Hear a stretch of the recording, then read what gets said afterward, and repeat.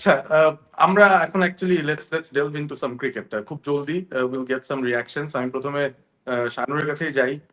You been to Sri Lanka, সেটা একটা different episode, but if you have followed Bangladesh cricket recent টাইমে, there are two things that are happening. একটা হচ্ছে সাকিব আল হাসানকে ফিরে আনার জন্য খুব তোড়জোড় হচ্ছে। I don't know if this is a social media stunt or is it actually happening, and if it actually happens, how is it going to help Bangladesh, সেটাও একটা ভিন্ন topic, because is almost at the end of his career. এখনো যে লেভেলের cricket সে খেলছে, I am not sure যে এটার থেকে বাংলাদেশ কতটুকু খুব বেশি প্রোগ্রেস করতে পারবে। But there is a desperation regarding bringing some old guns, probably due to desperation. কারণ এই মুহূর্তে হয়তো দেখাই যাচ্ছে a lot of things are getting exposed, যে আমাদের current crop of players specially in a few particular formats, one day ফরম্যাটে খুব একটা আশানুরূপ কিছু করতে পারছে না। we're getting results, but the performances are actually quite questionable.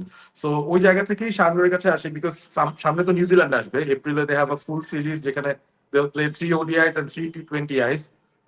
Do you think Bangladesh will do a Pakistan over here, যে নতুন কিছু খেলোয়াড়দেরকে অনেকজনকে একসঙ্গে চান্স দিবে? Because there is also PSL, and সেখানেও কিন্তু বাংলাদেশের 6-7 জন প্লেয়ার যাচ্ছে। So there is an opportunity for the cricket board to actually bring in some new players and test them out, especially ODI format-টায় আর T20 format-এও definitely, because there is not a lot of pressure ওই সিরিজটা জেতার। So what do you think about the overall scenario বাংলাদেশের ক্রিকেটে? তিন চারটা প্রশ্ন আছে তো এখানে। প্রথমে সাকিব অনেকগুলো, দিয়ে হ্যাঁ, যদি go স্টার্ট করি, one after the other. সাকিবের ইস্যুটা তো হচ্ছে উই থট হি রিটায়ার্ড, তারপরে এখন হোয়াট এভার হ্যাজ হ্যাপেন্ড। আর পলিটিক্যাল ইস্যুস অ্যাসাইড, ওর মেইন যেটা সেটা হচ্ছে his got pending cases. So pending cases গুলো আগে সলভ করতে হবে, then we can talk about him in the cricket field. আর ক্রিকেট ফিল্ডে যখন সে আসবে, কারণ এখন যেহেতু cricket board has made a complete 180, even সোশ্যালসেও পোস্ট করা হচ্ছে সাকিবকে নিয়ে।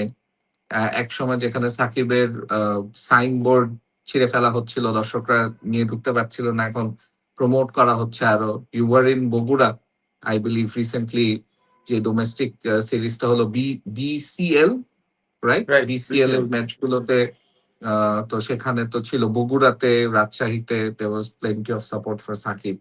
অলদো সাকিব ওখানে নাই, ম্যাচগুলো হচ্ছে অন্যান্য প্লেয়ারদের নিয়ে। But anyways, such is the state of our cricketing dynamics বলবো। একটু ইন্টারাপ্ট করি।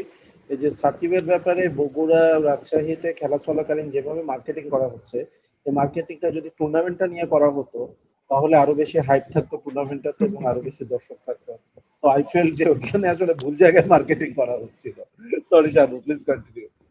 ওইটাই আমি আসলে বললাম যে আমাদের ক্রিকেটিং ডাইনামিক্স এর স্টেটটা আসলে কোথায় সেটাই বোঝায়। আর সাকিব যদি মাঠে আসে, মাঠে নামে, তাহলে গত সিরিজের প্রেক্ষাপটে আমরা যদি বলি, 5-6 নম্বরে খেলছিল তো আফিফ হোসেন ধ্রুব। কতটুকু পারফরমেন্স দিয়ে তিনি ন্যাশনাল টিমে চান্স পেয়েছেন সেটা নিয়েও প্রশ্ন করা যেতে পারে। আর দ্বিতীয়ত হচ্ছে যে সৌম্য সরকারের মতন একজন প্লেয়ার যিনি টপ অর্ডারে ভালো করছিলেন, হঠাৎ করে তিনিও লাস্ট সিরিজে চান্স পাননি। বাংলাদেশ সিরিজটা জিতে গিয়েছে দেখে হয়তো বা অনেক কিছু ধামাচাপা পড়ে যেতে পারে, বাট কোয়েশ্চেনস রিমেইন যে আসলে সৌম্য সরকারকে কেন বাদ দেওয়া হলো, আর তার জায়গায় আসলে কিভাবে টপ অর্ডারটা হতে পারে। মিডল এবং লোয়ার মিডল অর্ডারে বাংলাদেশের কিন্তু ইটস ক্লিয়ার, গত সিরিজটা তো আমরা দেখলাম যে ফাইনাল ম্যাচে আমাদের 320, 330, 350ও ইভেন করা যেতে পারতো যদি লোয়ার মিডল অর্ডারের ফিনিশার টাইপের প্লেয়ার থাকতো যারা স্লগ ওভার্সে ব্যাট করতে পারে।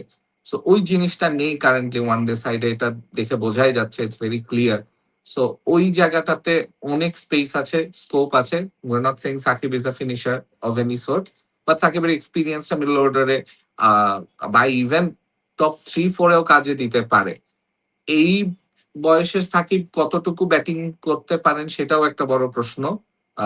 2019 ইজ আ লং টাইম আগো, 7 ইয়ার্স, 7 বছর আগের সাকিব আর এখনকার সাকিব সেম না। আর বোলিং এর ক্ষেত্রে হ্যাঁ, সাকিবকে সবসময় বলা যেতে হয় যে ইংরেজিতে বলে থাকে ওয়াইলি কাস্টমার, ভেটারান এখন তো bowling A he is always gonna be an asset. So একটা সিরিজ তাকে হয়তো বা it will be like a good bye series, I don't no 2027 world কাপে whether he will play or whether he will have that hunger to play another world cup, and এই সিরিজটা আসলে বলবে if he can play, eligibility পেলে তারপরে if he can play and then whether he has the hunger, and Bangladesh টিমের সিচুয়েশনটাও কি হয়। And speaking of the Bangladesh team, যে নিউজিল্যান্ডের সাথে সিরিজে পাকিস্তানের সাথে অলমোস্ট ক্যানট লুজ সিরিজ, কারণ একদম হুম। ফার্স্ট টিম খেলছে পাকিস্তান, সেখানে একটা এক্সপেরিমেন্টাল টিম পাঠিয়ে দিয়েছে, অনেকগুলো ডেবিউটান্ট, এবং তার মধ্যে কয়েকটা ক্লিকও করে গেছে। পাকিস্তানের জন্য সিরিজ হারলেও পাওনা বেশি, এবং আমি মনে করি যে তারা যদি প্রপারলি সিলেক্ট করে তাহলে এই ক্রপ অফ প্লেয়ার থেকে দুই একটা প্লেয়ারকে তারা ওয়ার্ল্ড কাপের 11-এ বা ওয়ার্ল্ড কাপের স্কোয়াডে নিতে পারবে। আর ওয়ার্ল্ড কাপ যদিও অনেক দূর মনে হচ্ছে, অত বেশিও দূর না, এর মধ্যে টেস্ট, টি-20 এইগুলো সিরিজও থাকবে। ওয়ান ডে সিরিজ কয়টা আছে বাংলাদেশের, লিটারালি জাস্ট আ ইয়ার লেফট, এবং এক বছরের মধ্যে যতগুলো সম্ভব ওয়ান ডে খেলতে হবে।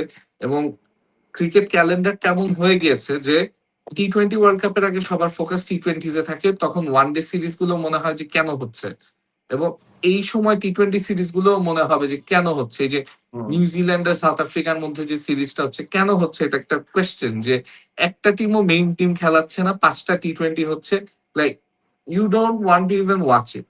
এমনিতেই ফরম্যাটটা নিয়ে অনেকেরই, আমরা যারা 90s বড় হয়েছি, 80s জন্মিয়েছি, তাদের জন্য একটু কঠিন হজম করা অনেক সময়। But anyways, back to the Bangladesh one day team and one day squad কি হতে পারে, সেটাতে আমি মনে করি যে ওই যে ফিনিশারের ক্ষেত্রে, স্লগ ওভার্সে ব্যাট করার ক্ষেত্রে শামীম হোসেন পাটওয়ারি এই টাইপের প্লেয়ার কি আসতে পারে কিনা, is it someone else even.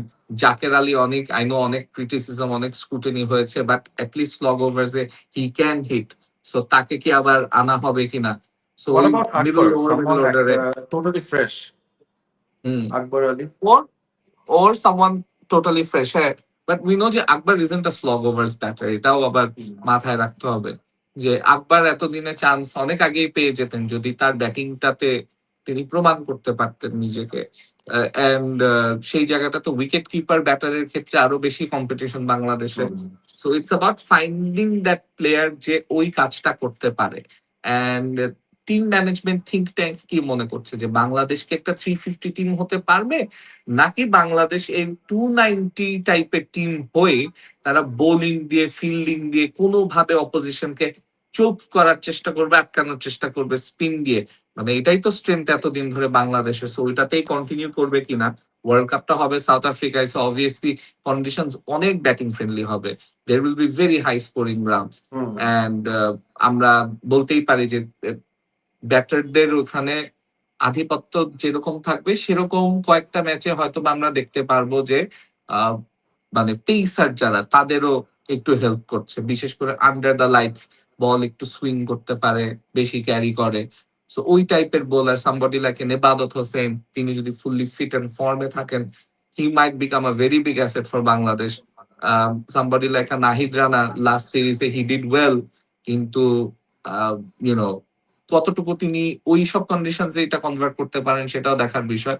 But promising science যে বাংলাদেশের একটা পেস, ইউনিক পেস ব্যাটারি আছে, যেটা 2019 ওয়ার্ল্ড কাপ অনেকেরই হাহাকার ছিল যে ব্যাটিং এত ভালো, জাস্ট বোলিং এর জন্য বাংলাদেশ ম্যাচ গুলো জিততে পারছে না। তো এইবার যদি if they can find the right ingredients, এখনো সময় আছে। বাট মানে নাইন্থ যে র্যাঙ্কিং এর পজিশনটা, that's a very fair reflection Bangladesh এখন ওয়ান ডে টিমটা যেখানে আছে সেটার। Nice. Ninth, we are ninth, নাইন্থেই থাকবো। আমরা যদি নিউজিল্যান্ডকে হারিয়েও দেই 3টা ওডিআই 3টাতে, তারপরেও কিন্তু আমরা নাইন্থেই থাকবো। হিসাব অলরেডি করা হয়ে গেছে, কারণ আমাদের উপরের টিমটা আমাদের থেকে অনেক বেশি আগানো, এবং সেই টিমটার নাম হচ্ছে ইংল্যান্ড। মানে অদ্ভুত ভাবে England is in number 8 ODI rankings. যাই হোক, Sajjad, your reflection on the current ODI side বাংলাদেশের। তোমার কাছে একটু স্পেসিফিক একটা কোয়েশ্চেন করবো রিগার্ডিং দ্য ক্যাপ্টেন্সি, কারণ যে কোনো একটা টুর্নামেন্টে যাব, যে কোনো একটা ফরম্যাটে যাব, ওখানে তো ক্যাপ্টেনের একটা হিউজ রোল থাকে, not only as a performer but দলটাকে সে কিভাবে বোঝাচ্ছে। দ্য অনলি রিজন অনেকেই বলতো যে বাংলাদেশ 2015 2019 ওয়ার্ল্ড কাপে, ওডিআই ওয়ার্ল্ড কাপে ভালো করেছিল is because probably they had a very good captain in Mashrafe bin Mortaza. তো ওই বিষয়গুলো যদি কনসিডার করি, কারেন্ট বাংলাদেশের যে ওভারঅল সিচুয়েশন, যেখানে Mehedi Hasan Miraz current captain, June পর্যন্তই তার টেনিউরটা ইনিশিয়ালি রাখা ছিল, 1 বছরের একটা চিন্তা ভাবনা, বাট অফকোর্স ভেরি রিসেন্ট সময় বোধহয় বিসিবি একটা ডিসিশন তাদের নিতে হবে যে তাকে কি ক্যারি করে ওয়ার্ল্ড কাপ পর্যন্ত নিবে নাকি they will make a change. Miraz has done well so far, তার রিসেন্ট দুইটা ওডিআই সিরিজ সে অ্যাটলিস্ট জিততে পেরেছে ঘরের মাটিতে। পারফরমেন্স ওয়াইজ খুব একটা ভালো না, but I want your reflection on it যে Mehedi Hasan Miraz leading this Bangladesh ODI side, মানে আমরা কি খুব বেশি হোপফুল হতে পারি এই সিচুয়েশনটা নিয়ে? ওকে, ফার্স্টলি আমাকে যদি আমার পার্সোনালি জিজ্ঞাসা করো যে ইফ আই ওয়ান্ট মিরাজ এর বাংলাদেশ ক্যাপ্টেন ইন ওডিআইস, আমি বলবো যে না, মিরাজের চাইতে Shanto better option, Liton better option. যদিও লিটন একটা কাইন্ড অফ কামব্যাকের মধ্যে দিয়ে আসতেছে এখন বা যাচ্ছে এখন ওডিআই ফরম্যাটে, কিন্তু আমি যদি একটু লজিক্যালি চিন্তা করি, আমার কাছে মনে হয় যে ইদার আজকে এই মুহূর্তে মিরাজকে তুমি স্যাক করে নতুন ক্যাপ্টেন আনো, অথবা তুমি যদি ইভেন নিউজিল্যান্ড সিরিজ অফ খেলো মিরাজকে নিয়ে, place continue with him till the world cup. কারণ 2023 ওয়ার্ল্ড কাপে কি হয়েছে আমরা সেটা দেখেছি, একটা গোছানো দল, সাকিব আল হাসান ক্যাপ্টেন হয়েছে, সাকিব আল হাসান অ্যাজ ক্যাপ্টেন তার ক্যারিবার সম্পর্কে কারো কোনো রকম সন্দেহ নেই, কিন্তু এত কম সময়ে অলরেডি একটা গোছানো সেটআপকে পৃথিবীর মানে বেস্ট ক্যাপ্টেন এসেও আসলে একটা ডিজাস্টার থেকে আটকাতে পারবে না। আর যখন এটা দলটার নাম বাংলাদেশ, তখন তো সেটা আরো বেশি হবে, কারণ বাইরে অনেক কথা হয় এবং সেটা প্লেয়ারদের কাছে যায়। তো আমার কাছে মনে হয় যে যেটা বললাম যে মেহেদী হাসান মিরাজকে আজকে এই মুহূর্তে যদি স্যাক করে নতুন কাউকে চিন্তা করো, যে New Zealand starting from New Zealand series যতগুলো ওয়ানডে আছে, এখনো প্রায় 20-22টার মতো ওয়ানডে বাকি আছে ওয়ার্ল্ড কাপের আগে, সো ফেয়ার এনাফ, মানে টাইমের কথা যদি আমরা বলি। কিন্তু এর মধ্যে একটা দুইটা তিনটা ম্যাচ চলে যাবে, তারপরে আবার আরেকটা সিরিজ আসবে। শুধুমাত্র সংখ্যার বিচারে তো আমরা ওডিআই চিন্তা করলে হবে না, আমাকে দিনের বিচারেও চিন্তা করতে হবে। নিউজিল্যান্ড সিরিজ কিন্তু এপ্রিলের 17, এখন আমরা কিন্তু আছি মার্চে, তো এর মধ্যে কিন্তু আমাদের 2-3 সপ্তাহ বাকি আছে এখনো। তো শুধুমাত্র সংখ্যার বিচারে করলে হবে না, আমাদেরকে দিনের বিচারেও করতে হবে। তো এই জন্য আমি ওইভাবে বললাম। এবার আসি হচ্ছে যে মেহেদী হাসান মিরাজ অ্যাজ ক্যাপ্টেন। আমরা পাকিস্তান সিরিজে দেখেছি যে লিটন কুমার দাস এবং শান্ত বেশ প্রোঅ্যাক্টিভ ছিল, which is a very good sign, এবং আই এম প্রিটি হ্যাপি। হ্যাঁ, শানুর যেটা বলছে, আই এগ্রি অন দ্যাট, যে সিরিজটা বাংলাদেশ জিতলেও অ্যাকচুয়ালি গেইন হয়েছে পাকিস্তানের। পাকিস্তান অনেক ভালো ভালো কিছু ইয়াংস্টার পেতে যাচ্ছে সামনে, যেটা আমরা কিন্তু গ্লিমসেস আমরা দেখেছি এই সিরিজটাতে। এবং সেদিক থেকে চিন্তা করলে পাকিস্তানের জন্য যেমন লাভ হয়েছে, মেহেদী হাসান মিরাজের জন্য পার্সোনালি একটা লাভ হয়েছে এই সিরিজটাতে অ্যাজ এ ক্যাপ্টেন। আমার কাছে মনে হয়েছে যে যদিও পাকিস্তানের মেইন টিম ছিল না, তারপরেও যে ম্যাচ সিচুয়েশন গুলো, ম্যাচ সিনারিও গুলো যেগুলো তৈরি হয়েছিল, সেই জায়গাগুলোর পার্সপেক্টিভ থেকে চিন্তা করলে Mehedi Hasan Miraz should have learned a lot from this series. First ম্যাচটাতে যেমন হয়েছিল যে খুবই ক্রুশিয়াল কিছু মোমেন্টে ক্রুশিয়াল কিছু ডিসিশন সে নিয়েছে, সেই জায়গাগুলো ভালো হয়েছে। ওয়েস্ট ইন্ডিজ সিরিজে কিছু ব্লান্ডার সে করেছিল, সেই রকম ব্লান্ডার আমরা কিন্তু আশঙ্কা করছিলাম থার্ড ওডিআইতে হয় কিনা, ওইরকম সিচুয়েশন কিন্তু এখানেও ছিল, বাট সে খুব ভালোভাবেই সেখান থেকে উঠতে আসছে। রিশাদকে ফাইনাল ওভারের জন্য রেখে দেওয়া, যেখানে Rishad was having an off day. তারপরও আমি বলবো যে এখন হয়তোবা বলা যেতে পারে যে অনেকে বলবে যে ক্লিক করেছে দেখে, আমি বলবো যে মাস্টার স্ট্রোক, কিন্তু আমার কাছে মনে হয়েছে যে সেটা খুব ওয়েল থট আউট একটা ডিসিশন ছিল। রিশাদের ফাইনাল ওভারে বল করার প্রচুর অভিজ্ঞতা আছে টি-20 এবং ওডিআই ফরম্যাটে, হি ডিড ব্রিলিয়ান্টলি। মাঝখানে সে আবার সাইফকে খুব সুন্দরভাবে ইউজ করলো, তার নিজের একটা দুটো ওভার বাকি ছিল, সেগুলো সে মাঝখানে। আমার কাছে মনে হয়েছে যে অ্যাজ এ ক্যাপ্টেন এই সিরিজটাতে তার শেখার অনেক কিছু ছিল। তো ওই জায়গা থেকে আমি বলবো যে এই একটা সিরিজে 3টা ম্যাচ মিরাজের maturity level as a captain ওপরের দিকে নিয়ে যাওয়া উচিত।